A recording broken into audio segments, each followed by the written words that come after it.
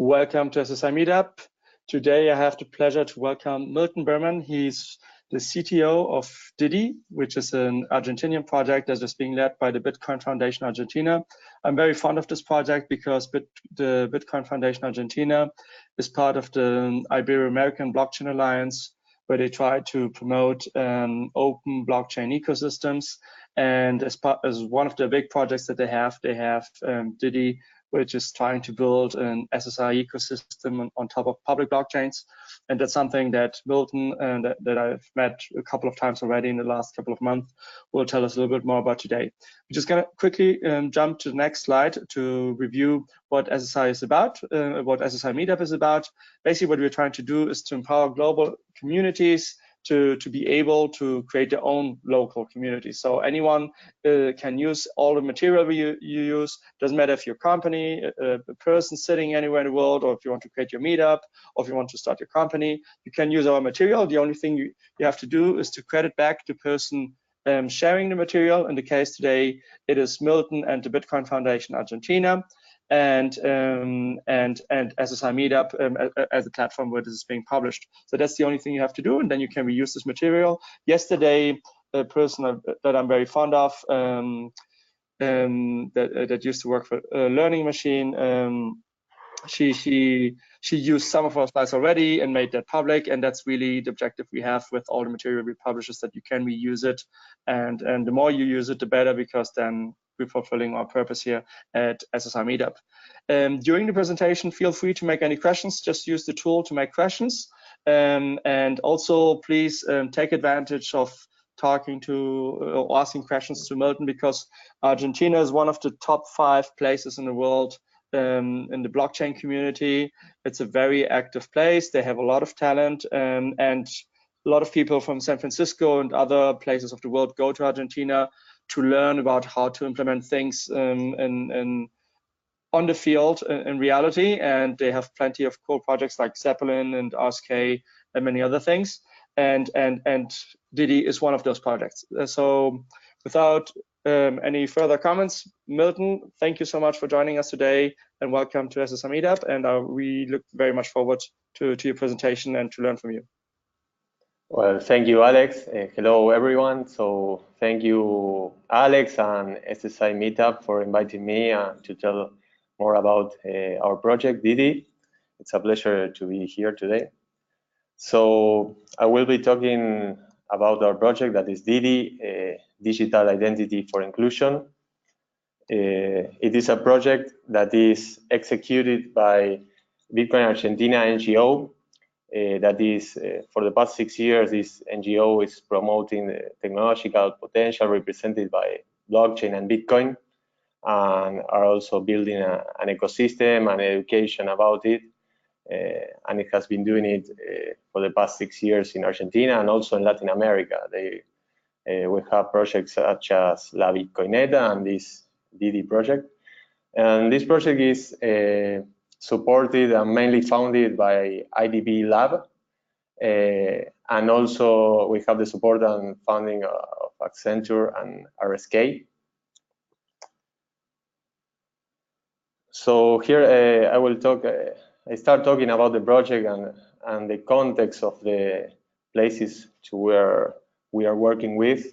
So there happen to be several good reasons to develop an application like the one we are working on right now. It is no surprise for us that the existence of huge informal settlements where vulnerable populations in most countries of the world live in poverty without access to the services to fulfill their most basic needs. Many of the people living in these settlements are undocumented or deficiently registered, and in those cases, if they have documents, they are deficiently registered. So those documentation are not enough to be eligible to access all kinds of services, including finance related or medical care. So sometimes it gets really hard for them to establish relations of trust with organizations who demand to know who they are or where they live. And to be more specific, I will describe briefly the context of this population that we are working with right now, especially in the city of Buenos Aires, Argentina. So as it says there in the slide, most of these people have problems in common, like no land or property titles, almost null access to formal financial services, lack of formal identity, no credit history, higher exposure to usury due to lack of credit alternatives, and they manage mostly cash, so they are more exposed to theft.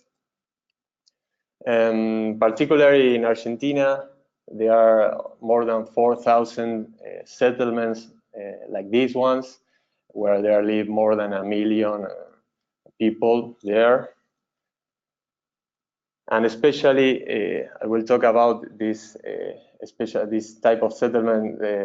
One that is one of the most important, that is Padre Mujica neighborhood, that is located in Buenos Aires, where there live almost 43,000 people. About 44% of them are totally excluded. 3 out of 5 does not have a bank account, and 4 out of 5 does not have access to financiation. So in general terms, the concept of poverty penalty define accurately these sort of situations. Poor people tend to pay more to eat, to buy, and borrow than the middle class or wealthy population. Because the government or private companies and financial institutions doesn't seem to have enough motivation to get this data. So as a result, the population ends up being excluded, not only administratively, but also financially, socially, culturally. With this technology that we are developing, we try to improve the situation. We will do it following 3 very important principles that we believe that will make a real difference in the history of the technological efforts that have been done to register these unregistered populations. One of these core principles is privacy. We are building a tool that protects the individual information. Also autonomy, we pretend that the individuals to decide over the information that represents them. And we also want to avoid single points of failure. Talking about the project particularly, we are going to develop an MVP here in Padre Mujica neighborhood, but we will deploy the solution also in the future in at least 2 other neighborhoods of this type in Argentina, and we hope that we can repeat this, replicate in Latin America, where the conditions are similar than here. So our project main objective is to develop a private and portable digital identity that certifies people's data and validates interactions to enable a naturally inclusive and decentralized social and economic system. So we have some project components. We have 3 main project components. One of these is education and research. We are going to write papers about all of the knowledge that we have, that we gather with DIDI project. Other things that we are doing from Bitcoin Argentina NGO with DIDI and IDB Lab. We are building the blockchain ecosystem in Argentina. We do meetups to give awareness of this technology. And also we will do some educational videos for the people to understand more about Bitcoin and blockchain and all these new technologies. The other component is management systems. We are building for the IDB bank a management system for them to audit all of their projects that we run fully on blockchain to certify all of their management flows. And also the most important component for our project is a mobile app that I will tell you about. And the project is a 4-year project. We hope it will last more if we have good results. So talking about the mobile app that we're developing, the app is composed by two main modules that will be powered by blockchain technology, the digital identity and the wallet. Both modules will feed each other with information about the user. So in other words, they will share a feedback relationship, as you can see in the slide. This will be foundations of a self-controlled digital profile, capable of certifying users' interactions, but interactions that will be financial, but also non-financial. Most important, formal and informal interactions in a way that can be verified by anyone, guaranteeing privacy and security of the user's data. Access to this digital wallet will have really low barriers. Anyone can join. So its usage will fit the user's identity. The digital identity will also be open to gather information from other sources, such as public entities, for example. We will gather information about land titles issued by a government. This profile will enable better conditions to get more and better services at low prices, and other benefits such as getting better job opportunities or the chance to demonstrate a home address. This technology carries a true power, we think, to change people's lives and, of course, our destiny as a society. Okay, so I continue here.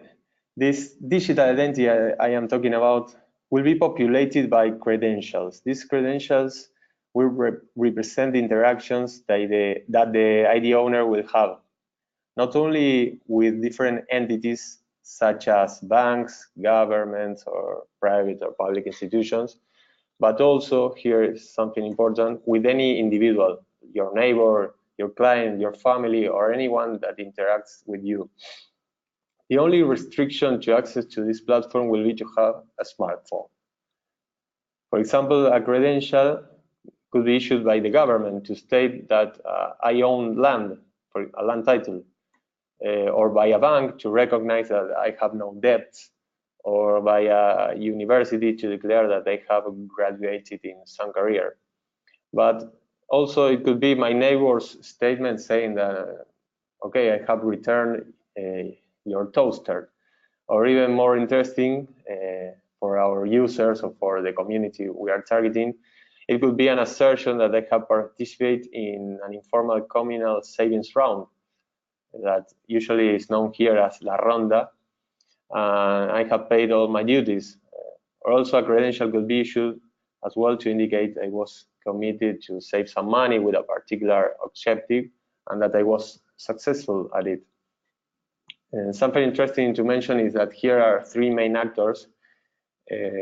One of these actors is the person, the identity owners, and then we have the issuers, the entities or persons that issue these credentials I have been talking about, and also validators, that are the people or entities that want to have proof, that request proof to the identity owner of this credential, and they can do it because these credentials have some properties I will tell you about later that will be easy to validate this. Also, we could issue, for example, informal training course certificate here in our system, and many other possibilities that are open that have to do with one of our main aims, that is help building relations based on trust, to open doors towards financial and social integration, especially for those people who have severe problems doing so because of the situation of informality I have been talking about. So here, credentials happen to be one of the stars of this project. All of them together will build the digital identity of the individual.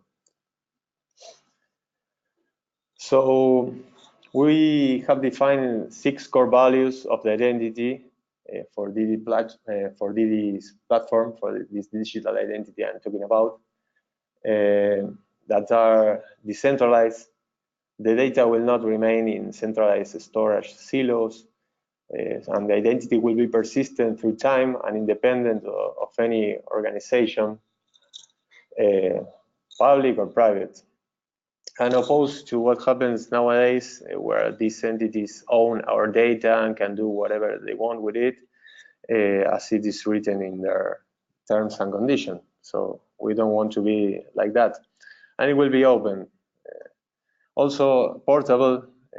This value is important. You should have, as an identity owner, the possibility to carry easily your identity to any service. It should be easily to interoperate with it. Private, the individuals will be able to decide when and how to share this data. And it will offer higher levels of privacy than any current identity system right now. And also it will be GDPR compliant by design. The true ownership value is important because our users will be the true owners of the identity. So not any single piece of data will be stored, deleted, or replicated without our consent. And secure, we will use higher security standards than any other current identity system right now. And we need to be resistant to personal data hacks, such as the one that happened in the past years with Facebook or Equifax. And finally, verifiable. This core value is really important because with our digital identity solution, anybody will be able to check the data quality, the issuer authenticity. And also issuer authenticity, it says that you can verify who issued a credential, and also data integrity. If the data is modified, it won't be valid. And also issuer validation and non-repudiation. The issuer of this data cannot say that he hasn't emitted that information. And also the data will be certified by issuers from scratch. And something really important that Alex mentioned, and is the main or the name of this webinar for us, that is related to public blockchains. We will use public non-permission blockchains for our project because we believe that open blockchains enable all of the benefits of decentralization. Blockchains of this sort do not place restrictions on who is allowed to participate. There is no mechanism through which a node or a group of nodes can stop anyone to become part of this blockchain. We are working with populations with low or no access to services, so we strongly believe that if we bring them to a permissioned system, there will be almost no difference. They will always be in danger of being kicked out of the system as it occurs today.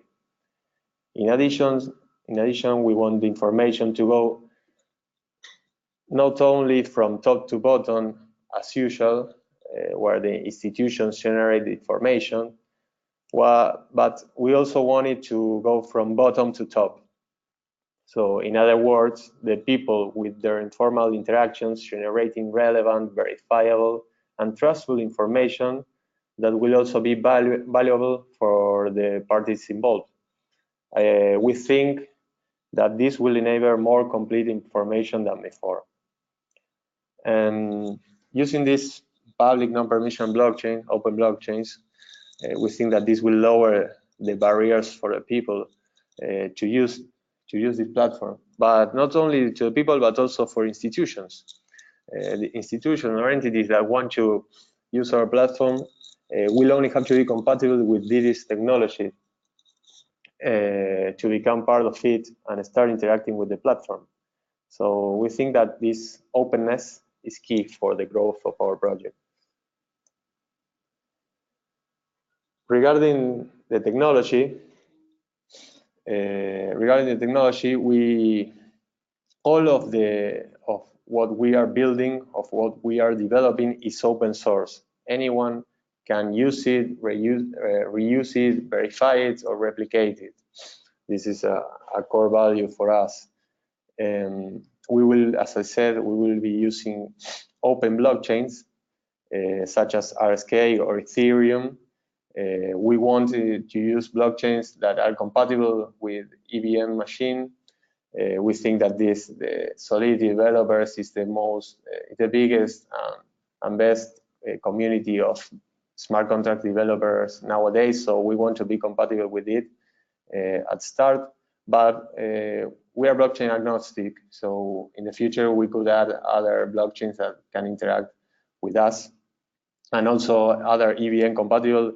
We are not close to use only open blockchains. We could use other type of blockchains, but it will always have to be complemented with these public blockchains I was talking about. And regarding to the digital identity protocol, we will be using self-sovereign identity protocols such as UPort, that is, we think is the best nowadays, that is compatible with EVM blockchains. We are also members of the Sovereign Accelerator program, that is a really interesting SSI platform, but nowadays it's not EVM compatible. And they have done really great work. And also talking about the digital wallet, we will be using ERC20 compatible tokens, and the app will be developed in Android. The first versions will be in Android. Our target users have almost 100% of them Android smartphones.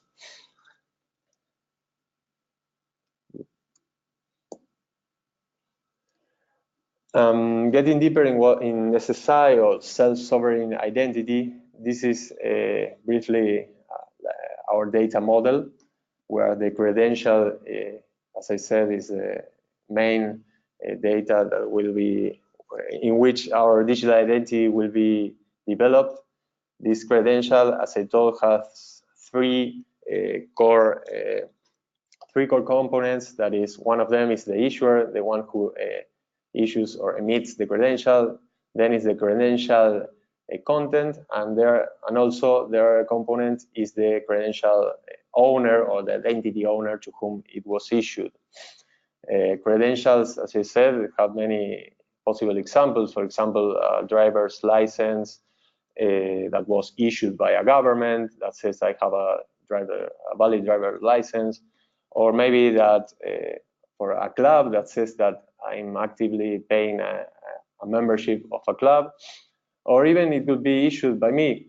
So I am a River Plate fan, and I could issue a credential for myself, where I am the issuer and also the identity owner, where I said I am a supporter of that club. Also, a credential could be a national ID card issued by the government, and many other examples. These credentials that will build our digital identity in our platform will be held in our mobile app, and also it will have cloud backups that are saved, encrypted in the cloud. As I said, it's really important that this will be encrypted and can only be decrypted by the identity owner with its private key. So there won't be, it will be really difficult to access this data if you don't have the private key of the owner. And it's important also to have this cloud backup, because most of our target users have low-end devices and they have a small size in their phones, so it's important that these credentials are also saved there to have a recovery in case of need. This was related to the private part of our data model, and the public part. Here we have the blockchain as the most important actor. We will have these DIDs, the decentralized identifiers. That this is the standards that are being developed by the verifiable, the W3C organizations are developing this standard. And I forgot to say that the credentials will be also complying with the standards of verifiable credentials of W3C. These DIDs will be the possibility for issuers to be known and the possibility of them to be public and to anybody who wants to validate a credential can know who issued it. And also, it will be it would make possible for the identity owner to demonstrate that he's the owner of the credential that he's validating. It will be like a public and private key thing, as happens in crypto also. And also, two other components important for this data model are the credential formats. As I said, it is easier. Has to be really easy and open for anyone to access this platform and validate credentials, for example. So these credential formats will be any issuer that wants to use and emit credentials can publish their credentials formats. So anyone that wants to validate them can do it automatically. And also there will be credential revocation registries. So a credential, if it is no longer valid, you can revoke it. For example, if I committed some infraction, some traffic infraction, and the government says that my driver's license is suspended, they can revoke it here in this registry. So this is DIDI. As it says there, it's a network where users can forge an identity built on decentralized technologies. But finally, it is an app. It has a platform where it will interact, but the main component is an app that you can install in your Android phones, and it has many functionalities. Some of them are mentioned here. For example, for the digital wallet, we have something that is called the whip round, or in Spanish, in Argentina, it is called La Ronda. That is a way a communal savings way when you don't have access to banks or financial institutions. I will talk about it a little bit later. Also, you will have savings goals for which you could commit, and also the possibility to do service payments, for example, payments to recharge your cell phone credit or to recharge your national transportation card here in Argentina. And also about the digital identity, this app will be able to generate certifications such as credentials validating your national ID card or your identity. And this here we have a more here and a plus sign because we want it to grow. We want other institutions or other developers to build in our platform and to add new services. And this is open, and we want it to happen. I will show you a little bit of the app right now. We have here the possibility. I hope it works okay. Here we can see the platform working, the app working. Here it is like the dashboard where you can see all of your data, how your goals are working, which is your credit of your cell phone, which are your latest transactions. You can have the possibility there to have shortcuts to all of the functionalities of the app. And here you have, as I said, the part of your identity and your profile. This profile is where you will be validating all of your documents and certifications.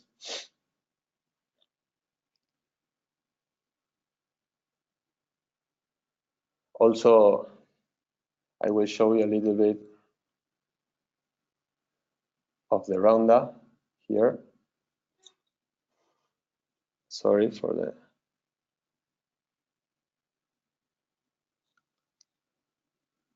Here. I will show you how this whip round or La Ronda works.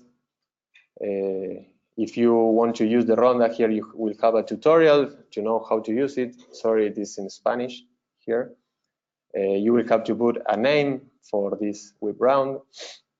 You have to choose how the amount of money that everybody will be putting, and when you will put it, if you put it every week or every 2 weeks or monthly, then you will select the people that will be interacting in this round, and you have to insert a deadline for it, for the invitations.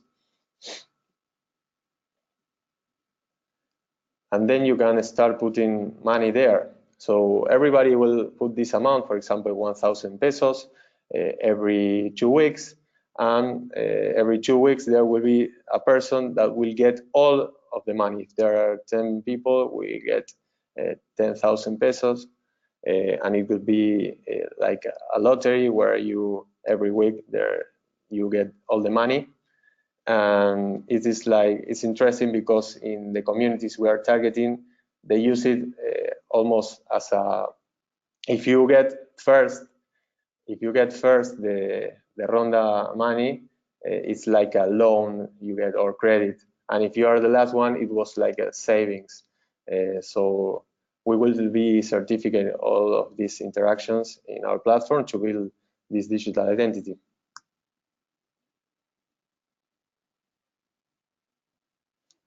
I will show you another one here. That is the saving goals functionality.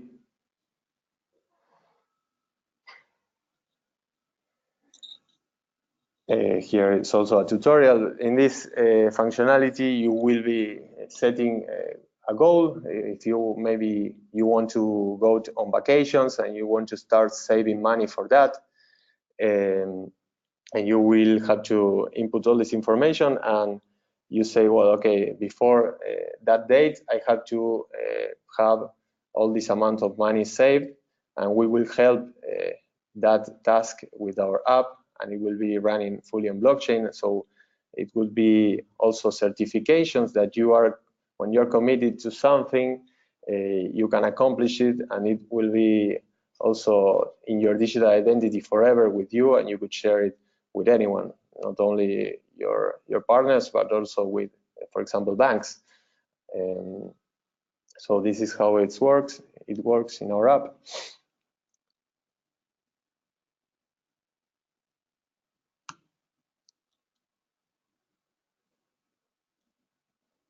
There you can see all of the money you have been put into save for your vacations, your goal, and the percentage of completion.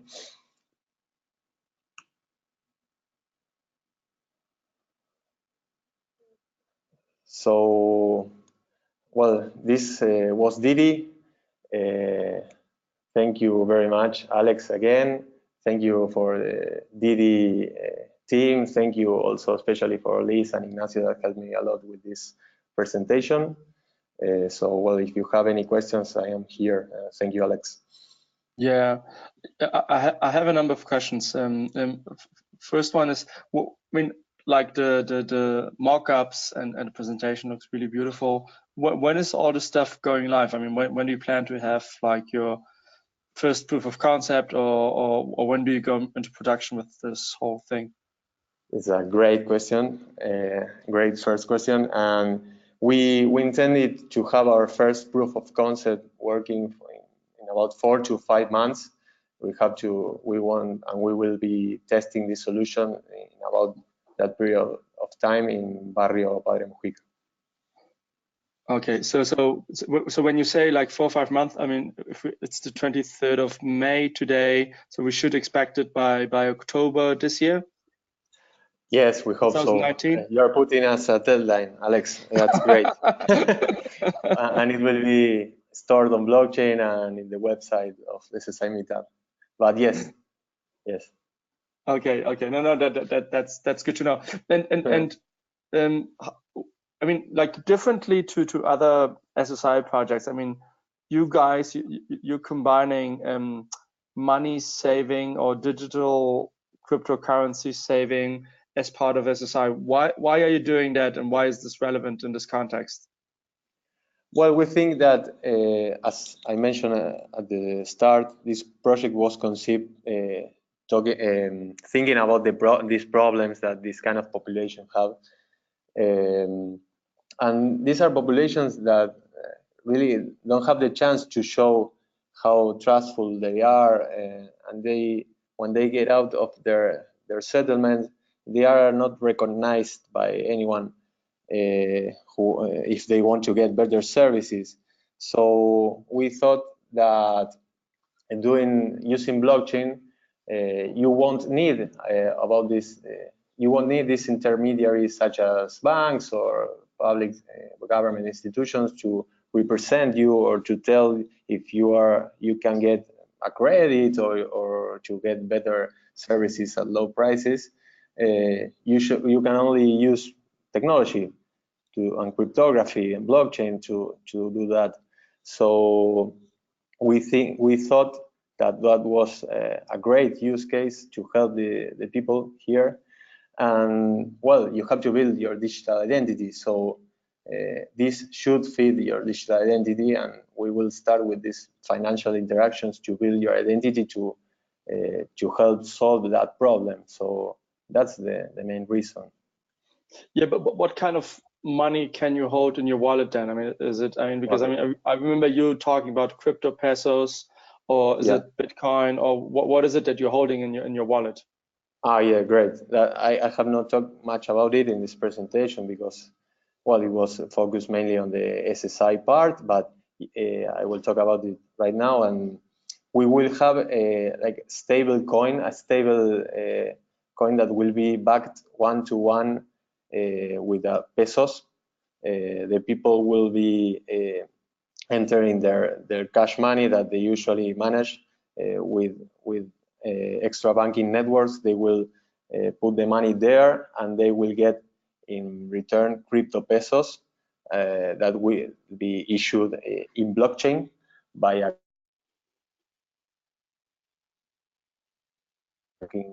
pesos to have this stable coin here.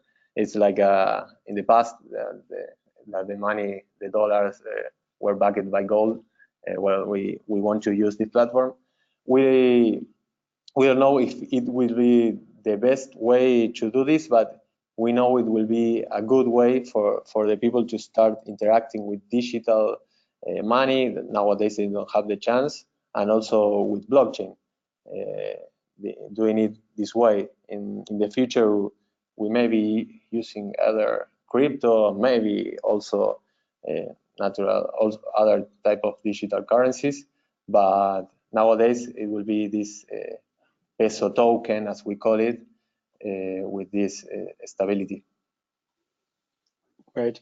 I have a couple of questions from another Alexander. So he's saying, thanks a lot for the presentation, Milton. Great slides and great project. I have two questions for you. One, you were showing that savings are in pesos.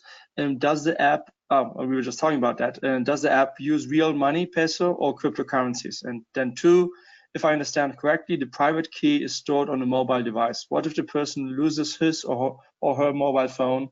How's the private key? How could the private key be reinstated? Okay. Yes, we will use similar technology that other crypto wallets. Of course, the private key cannot be get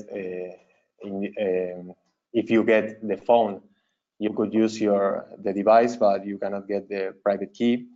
But yes, we will use these DKMS services, that the decentralized key management systems that are being developed by these standards of W3C, and also Sovereign is working a lot of it, where you can make your device, you will nullify your device so it cannot be used by anyone accessing from other devices. You will have the possibility to block it for anyone not to use it. I don't know if that answers the question. Yeah, I think this is an incredibly valid question, because I mean, like, in a way, this is a little bit frightening when you think about it, because not only are you managing the identity of people, and if they lose it, then that's real pain. They can also lose their savings eventually if they hold it on the phones. And mobile phones, at least, seems to be are not like super safe devices to be used. So is your main approach today? I mean, I understand this is like very early days. Is it trying to work with standards like DKMS, or is there something else that you've seen, or have you I don't know what Yeah, is that the yeah, main yeah, yeah. approach right now? Our main approach is to use standards of the KMS. I really like that approach that is being developed, because you can rotate your keys when they are compromised. You have that possibility there. Also, to lower these problems, you will also have spending keys or spending keys for spending money, but also to share when you share your data to anyone. It will be also a second factor authentication. In that case, it's obviously sensitive information, and we will secure it as best as possible. But yes, the KMS, we think it is one of the best standards nowadays. Okay, just one last question. You were saying before that you want to be blockchain agnostic. I mean, like, two more questions. Does it mean you will be blockchain agnostic in a sense that you don't care about what blockchain you will be using, or does it mean you would be also willing to use systems that are not based on blockchain? In the first way you said it, that we are not using only one blockchain. We want to use the best blockchains that are out there and that are compatible with our thoughts and our core values. So we don't. If we will start with one blockchain for our MVP or two blockchains, that won't be the end of our platform. If in the future there is another new blockchain that is better, we could add it to the platform. So okay, that's the way we were saying it.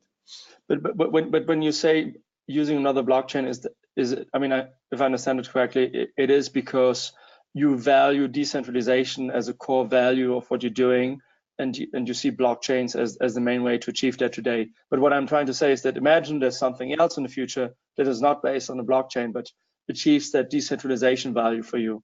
That, I guess, it would still be that you would still be willing to use that, correct? Yes, exactly.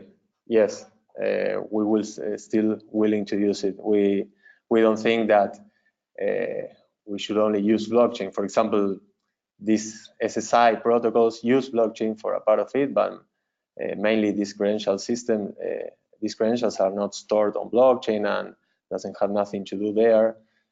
So yes, as you were saying, our intention is decentralization. We have to give these tools to the people that have the problems that were mentioned before. So if there are any other tools or protocols that doesn't relay on blockchain, we will be willing to use it, of course. Great. I have one more question coming from Alexander. He's asking, have you already agreed with governments, banks, hospitals, etc., so that they can verify credentials in DIDI, or do you plan to have the credentials issued by these institutions and verified in other ways?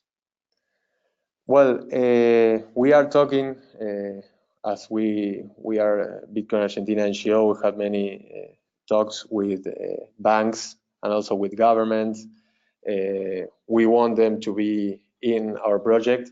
Still, we cannot say that we have them fully on board, but we are having discussions to have them. The peso token will be issued, will be custodian, maybe banks will be custodian of this peso. We are working towards that, and we are talking with them, and also the same for the governments, for them to issue credentials on our system. Nowadays, I cannot say anything about it because we have not still close that. But our main intention is, yes, is to work with them together, because that's the way our platform will be more useful and powerful. So yes. Great. Just one last question. I mean, at least that's my experience. I would like to know how it is for you. I think like Bitcoin or blockchain projects overall are pretty complex to understand. But for me, somehow it feels like that SSI is even more complex to understand. How do you manage? I mean, like being one of the key persons in an NGO that is like really very Bitcoin driven in its energy and purpose and origin. How do you transmit what SSI is to your team and everyone? Because while it is related, it is very different in its nature and how it operates. How do you deal with that? It's a good question. So yes, SSI it's different as the technology that was brought by Bitcoin and blockchain in the past years. And yes, I'm here in an environment that is a crypto environment, and SSI uses a part of this technology, but it's really different, as you say. So the way is to talk about it every day, and every day talking with our team, and when we have the chance with our teammates here in Espacio Bitcoin and in the NGO, to give awareness of it. We had a couple of weeks ago, we had this SSI meetup for a book that you have written, Alex, and it was a great way to start giving awareness of this, because maybe since last year, for example, until this year, digital identity for crypto was only to save hashes of information in the blockchain. And these SSI protocols that have been being developed for the past years were not so known here. So it's a path that we are working on, and I really love this technology, and I like to be here in this SSI meetup, because I think it's bringing, and it will bring results and better conditions for the people. So we are starting a way here in Argentina for this technology to be understood and also to be used. Wonderful. Yeah, I think we have covered all the questions then. Any final thoughts from you, Milton, that you want to share? No, thank you again, Alex, all of the SSI Meetup team, and also to our DIDI great project team that we have. Excellent. Milton, I hope I'll see you at the latest in Uruguay by the end of this year at LABitConf, because that's not too far away for you. And yeah. For everyone else, please check out our newsletter. Just go to our website so you can sign up to listen to new webinars we will be launching. We have a couple of cool things coming up in the next 3-4 weeks. You can also join our Telegram channel or Twitter or any other tool. We have all of them, so you can be updated with all this stuff happening. And thank you so much, Milton, and to the DIDI team for everything you're doing. I think it's a very beautiful project, one of the more beautiful ones that I know in the SSI space, where you're trying really to do something for the Argentinian people that need help with these type of technologies. And I really wish you all the very best with this. And it's a very complicated and long process, but it's something that has to be started, and you guys are starting that. So it's a pleasure to have the opportunity to listen to you. Okay, thank you very much again, Alex. No problem. Bye.